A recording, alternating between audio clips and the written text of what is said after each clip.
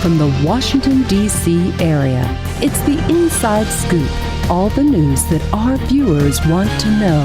Now, here's the host. Welcome to Inside Scoop Virginia. I'm Bettina Lawton, your host, and we are talking about veterans in Northern Virginia. And we have another guest who's got a couple of different things going, and we're going to try and cover as many of them as we can tonight. And her name is Mary Keeser. Now, some of you will know Mary because she was crowned or inaugurated or something. Lady Fairfax at Large by Chairman Sharon Bulova recently, and I saw it, and I expected the sash and the tiara or something tonight, but she's modest. She did not wear them. Maybe next time. But the reason she's here is not because she is Lady Fairfax at Large, but because she is an military veteran. We're going to ask her what she did. She is the founder of the National Capital Area Veterans Service Foundation, which she founded just in 2013. But she is also the founder and chairman of America's Adopt a Soldier, which she founded in 2009. We're going to talk about that. And then on the other side, she's also on the governing board of the Fairfax Falls Church Partnership to Prevent and End Homelessness. And we're going to talk about what that group is doing to help the homeless veterans in Fairfax County. So that's what we're going to do. I want to thank you for coming, Mary. I'm glad you could. It's a pleasure. Thank you for having us. Make it find us. This forum is wonderful for the veterans organizations that continue to provide services, and we thank you for that. And I did note that you had a flag that was prominently displayed in your lobby, so thank you for that. There we go. We are good. So let's talk about your background, because you served in the military. You were in the Army, right? I did. Okay, so how long, what did you do, that kind I'm of stuff? fifth generation military, coming from a military family and being deployed.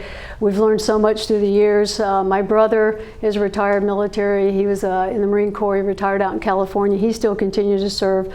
My other brother retired from the military. He went to Fort Carson, Colorado, became a civilian and deployed twice with 4th ID from there. My father was a first commissioned warrant officer in the United States Army, and he served for over 34 years. My mother was a gray lady and a volunteer, so we've really volunteered since we were little itty bitty. My sister's a nurse today, still at Fort Campbell, so we've continued to serve our entire lives.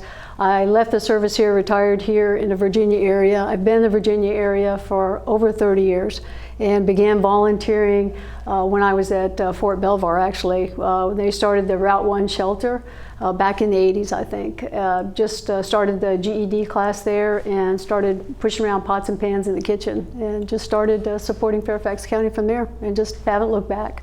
Excellent. So now, during what time frame were you actually in the Army?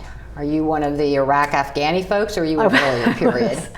It was an earlier period, thank you for asking. It was an earlier period. But as we continued to serve, and as I left the service and know so many people here, and started my network, my professional network and personal network, and that's the way we look at it, as being able to provide from our network that we have. We've serviced and continue to serve those from all the services, because as you know, our Vietnam veterans, that's our largest homeless population. I guess we'll talk about that in a little while. But knowing soldiers and service members that I grew up with that have been and are continuing to serve now, and that have retired or left the service and are now running the industries in the area. So I'm very fortunate to have just some incredible mentors, both that are currently in the service and those that are in industry running the larger corporations that we team with, and that continue to have corporate core values and give back to our veterans. Because you have your professional life is Key Enterprise Management Strategic Solutions. I do. Woman-owned, service-disabled, small business. I do. When you start your own company, you walk into a room, as we're all trained in the military, and you have this big whiteboard sitting in front of you. So I started my company by looking at, with my initials, and Key Enterprise Management Strategic Solutions started out with Keeser, L, and Mary on a board, and I had to go from there. So it was literally days and days filling up the whiteboard, and started out with Key Enterprise Management Solutions, but that corporation was already taken in Virginia. So I had to put on the second S there to get the company started, and that's a true story. So our company provides, we're a government services contractor, and we provide basically internet solutions, turnkey solutions, enterprise management, information technology is what we provide. Okay, so in 2009, you decide to set up this America's Adopt a Soldier Foundation. So what is that? Why did you decide to do this? It more decided for me than I it, and that's something that if you love to do what you do for a living, it comes to you naturally. Having serviced the community for so many years and met so many wonderful, wonderful people who are, again, my mentors today, we were very successful, and I was very successful at identifying the requirement and putting the resources towards the requirement. So as individuals needed housing or transportation or extra subsistence, help with their rent, or even just a place to put their head down, jobs, especially in training, they were coming to me constantly. And we actually started out with a lot of care packages that we're putting together for overseas. I think our largest care packing in Fairfax County was over 1,000 care packages, and we had close to 1,000 volunteers, and that was an amazing, amazing day. So having done all that and being able to give back to the community, I think that's one of the things that we continue to do through our different services. So everything was coming at us. We needed to narrow the scope to a few mission areas, and our 4 mission areas today, we've more focused on our homeless and at-risk veterans in jobs and job training, which we've been very successful with some local partnerships with that. We continue our care packages. We're a national program. Our goal is 100,000. We still have 100,000 troops deployed today in various positions.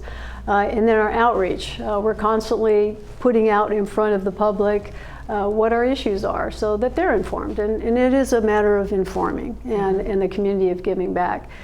So we have our outreach, our care packages. We also have a computer program that we're very pleased with Microsoft and Dell. We've had that program going for about 5 years. We started out in a closet at Walter Reed. It was a supply closet, and we started the old desktops. We said, okay, we need to go mobile because we're seeing more from the Iraqi war with wheelchairs and canes. So we started giving them laptops through our partnership. They were coming back in 6 or 7 pieces. So we said, okay, we have to do some training.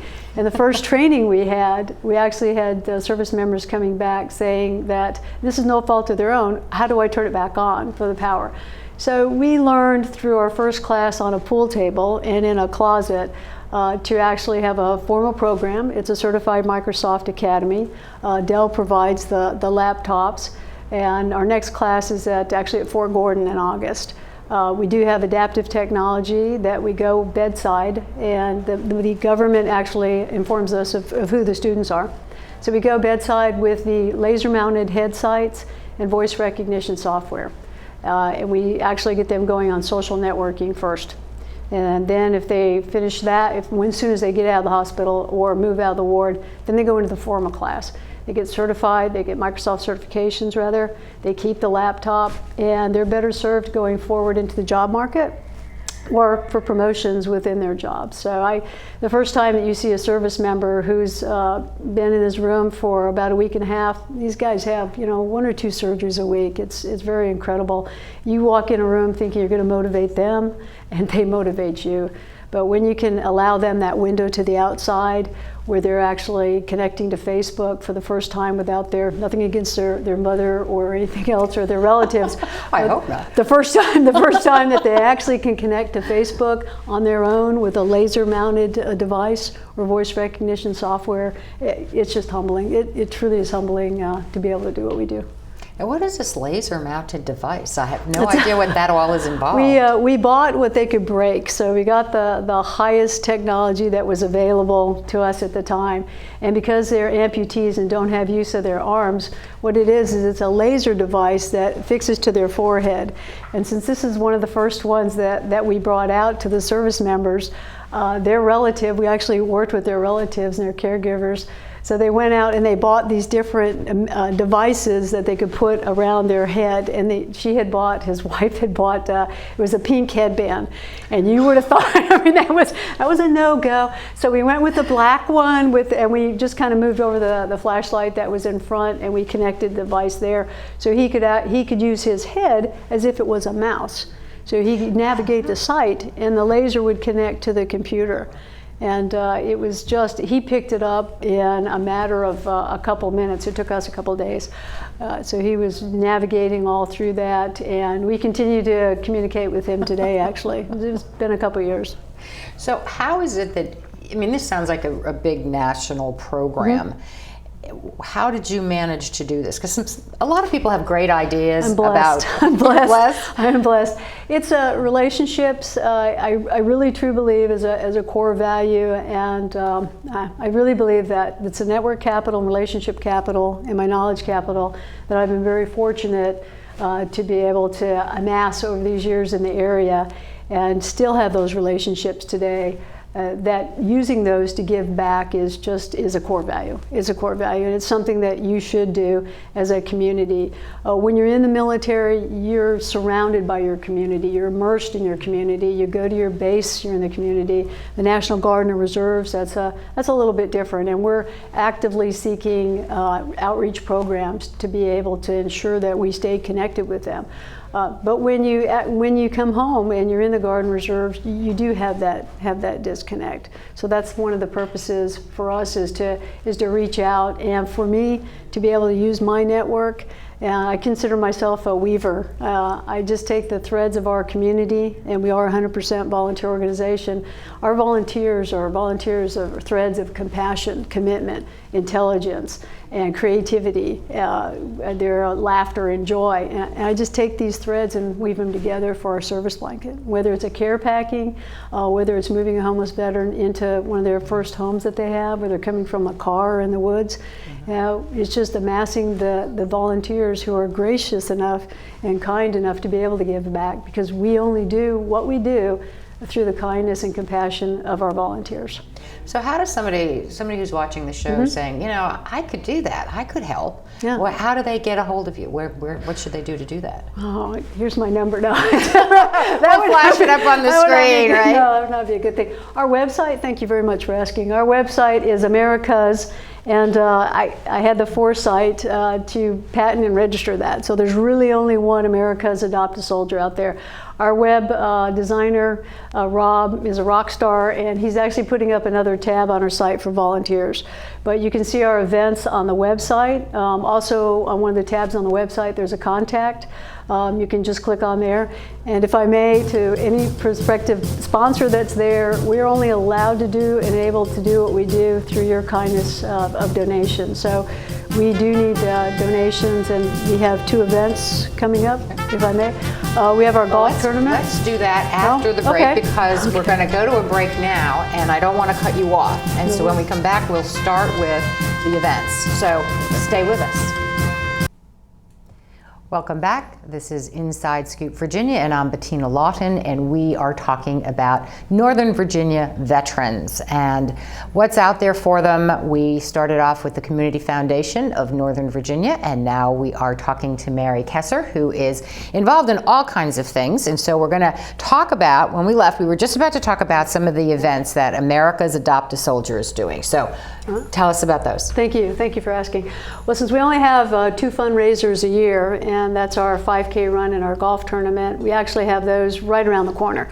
So, and it's timely. We couldn't convince Tiger Woods to stay, but he had to go back. But shucks, we almost. He wasn't doing so well anyway. He didn't win, you know. Last year we actually had our golf tournament flyer in his hands, and he was going to come, but if you recall, he got sick and didn't show up. But our golf tournament is at Osprey Golf Course on the 15th of July.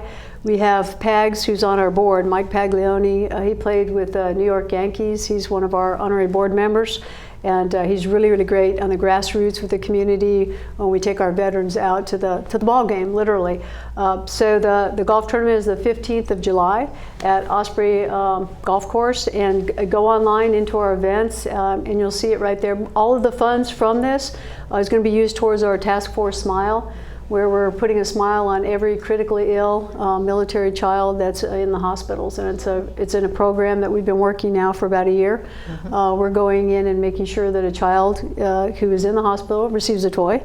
And we're working with the facilities to brighten up the areas, similar to what we actually had a project at Augusta International Airport, where we walked in, and I was on travel, and walked in the room and shook my head and said, this is not a military family lounge. This is not a place for them to come in and relax. Somebody should do something.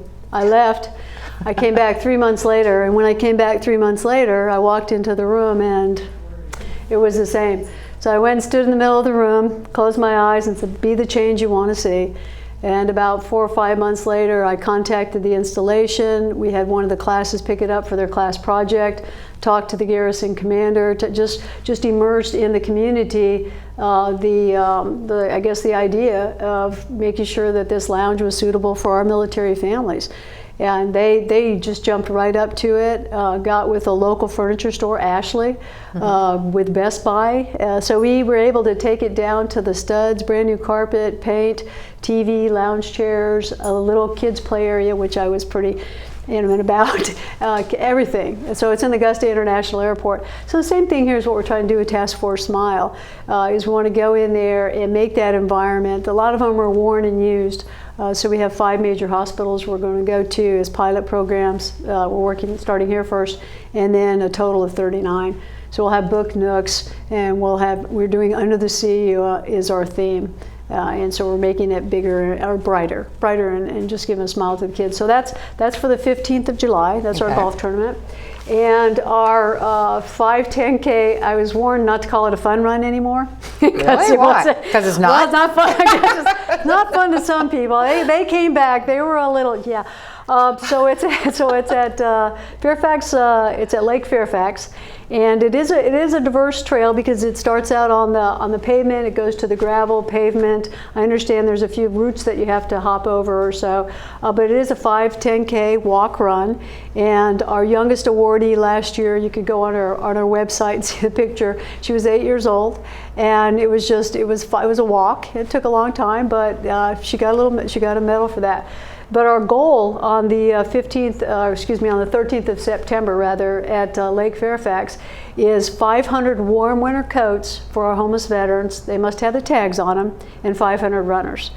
So we actually participate with DC VA, and there's almost 84 or 83,000 veterans assigned there today, and that's from Northern Virginia, Maryland, and DC. So there's several thousand homeless veterans that they serve through their program. And we're just making a little bit of a way here, I guess, with their coats, because our goal is 3,000. But if we can pick up 5,000 coats and make sure they have the cleaner's tags on them, we've got a warehouse donated to us, and we'll have the little wardrobe bags so we can set them up. And of course we need volunteers, and we have a volunteer, we'll have a volunteer link on our site.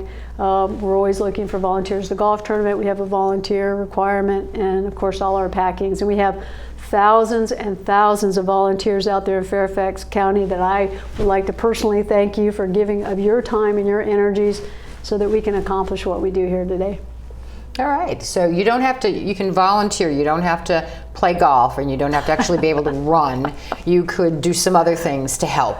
Absolutely, you can, and you can even sponsor, and I'll drive your cart around for you if you're going to be the sponsor. Absolutely, and a lot of what we do is donations in kind, and that is the subsistence, and whether it's furniture, again, or a car, whether it's a home for our homeless veterans. But you definitely can volunteer. We need help at the registration desk. We need help out on the course for the golf tournament in particular. We need somebody of course, to drive the carts. So we actually, I think we're looking for about 12 volunteers. But we'll take more volunteers. Absolutely. And keep coming back, because we have a dedicated core of volunteers. Absolutely. Okay, well, let me ask you briefly about the National Capital Area Veterans Service Foundation, because you just set that up. So what's the difference between the Adopt a Soldier and the new one? What's the difference? Thanks for asking. again, we've been being in the area for so long and doing these programs for more than just the start of America's Adopt a Soldier, because as you see, that was formalized in 2009. But we've been working in the area in Fairfax County, Northern Virginia, Washington, D.C. Since the 80s. So I was approached about 2 years ago or so to basically narrow the scope of what we're doing. And the National Capital Area Veteran Service Foundation is just to provide services to veterans. Where America's Adopt a Soldier is, as you know, we provide care packages to our deployed overseas. Even our service members, for example, we had a service member, unfortunately, he was recovering at Fort Belvoir. And he came down with a very aggressive disease, wanted to make it home to see his son's last football game, and it was in North Carolina. They could not turn it around fast enough. They reached out to us, and they have a small core group of organizations. So I'm going to say America's Adopt a Soldier, but they reached out to the organizations. And since we were teamed with and have a marvelous relationship with Paxton Van Lines, we actually asked them if they could move this service member. He needed to get, this was a Monday, he needed to get back to North Carolina, to see his son's last football game. And we were able to do that. They were just fantastic. We marshaled it up. Within 24 hours, we were at Fort Belvoir, loaded up the van. He and his mom were there. They got in the car, and by that, because they had to drive back, and I think by Thursday, he was home. Saturday, he saw his last son's football game. So that, doing things like that, we'll still do it with America's Adopt a Soldier, but with the Veterans Association for National Capital Veteran Service Foundation, rather, we're going to serve just the veterans and their families in our areas. And that is through housing, that's through veteran support, that's through the homeless veterans and their family. So that's working with VARSH, with VA, and just servicing their needs and awareness, because a lot of the veterans don't know what benefits that they have. Mm-hmm. And it's a matter of reaching out. I was going to bring my but it's, BlackBerries are great. I'm in technology, I understand that, but over 90% of our homeless veterans are Vietnam. And a lot of them don't or can't afford a cell phone. So the outreach is paper, and it's people and paper. Well, how much then, to sort of just pivot here in our last 4 minutes or so, you're on the governing board for the Fairfax Falls Church Partnership to Prevent and End Homelessness. So what are they doing with respect to veterans? Are they doing anything in that space? They are. It's a good question. Thank you.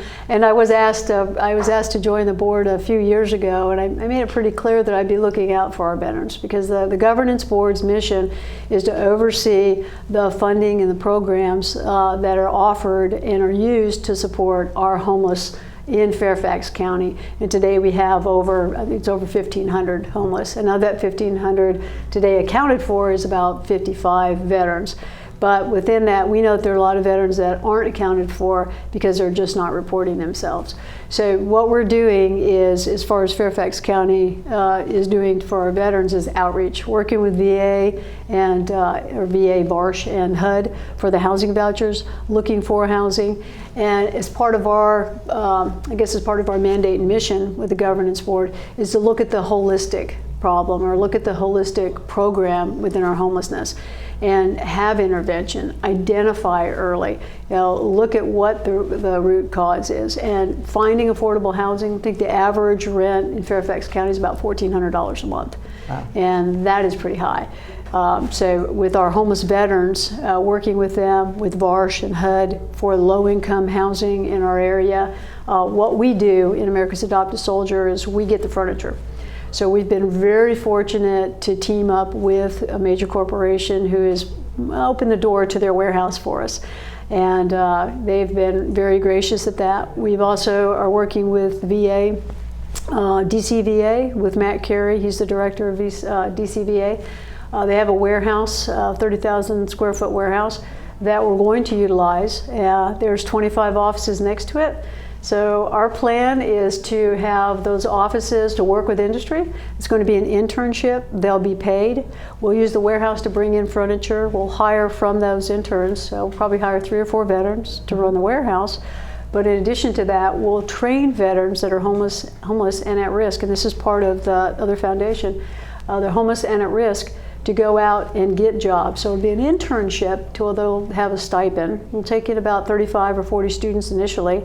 There's 25 offices. We're going to tear down the last 4 and have that as a children's development area. So we can talk to them about nutrition and health, and so they have a good path forward as well. Because if you're a homeless veteran or at risk, you're not going to come to training and leave your child in a shelter or in a car or at a friend's house perhaps that you're sleeping on the couch. You want to bring them with you. And just think about, we'll provide the transportation and the conversations that would be instilled about looking forward rather than where am I going to go, tomorrow to get a meal or how am I going to do this. They're actually looking forward to the future and having the home and having the job. So that's another huge project that we're working on. So that foundation, again, is specifically for the veterans in the National Capital Area, which includes Northern Virginia and Maryland. And we're really excited about that. Wow. Well, there's certainly a whole lot that you are doing, and hopefully the government and Fairfax County will take advantage of all of your connections and your networks and the threads and help. We're doing that now. Absolutely. Help get them put together and the homes put together for these veterans so they have some place to go. Absolutely. It is truly my privilege to continue to serve and to work with the volunteers that we have in our area. We couldn't do it without our volunteers, and thank you again. And it is truly my honor to continue to serve this great country of ours. And that's what I believe in. Well, I thank you very much for taking you're time. welcome. Thank you for having doing us. so much.